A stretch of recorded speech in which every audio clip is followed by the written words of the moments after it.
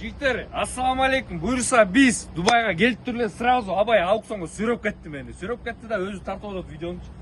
Жігіттер, Avalon 2022 2.5 dedim mi? 2.5 gibrit. Ha 2.5 gibrit ken. XS ya. Вообще 2.5 gibrit XS полный комплектация екен. Жігіттер, мына қараса, о заводской пленкалар даже сейіліп алып тұр. Ошында болған қап-қара глянцевый, черный глянцевый дискаларында içine вандализм. Карфаксында сразу айтады, вандализм дейді. Вандализм деген бұны емнерейді жігіттер, бұны андай ұрылар, негрлер келіп тұрып, ошын жұлып кеткенде запчастарын. Чоң монитор, люк бар, как положено. Подогрев, режимдер, 3 положениялар, режим бар, автохол, короче, жігіттер полный. Сиденьен көрсетіп қойсаң, не қылып салған? Мына сиденьяндағы оны кескілеп салған, мына конкретно болып тұр кескілеп салған. Бірақ бұның бар бүтті келеді, бұның бүт орнына салынады, бүт как положено заводской болады жігіттер. Бұның басын ұқсаңар шок болосыңар. Азырқы басын мен деле білбеймін, бірақ ашық айтқанда. Бірақ аукцион башыларда басы шығады. Бірақ жігіттер мындайда бар еле Америка дейді. Жігіттер, Американы мен айтып қойын.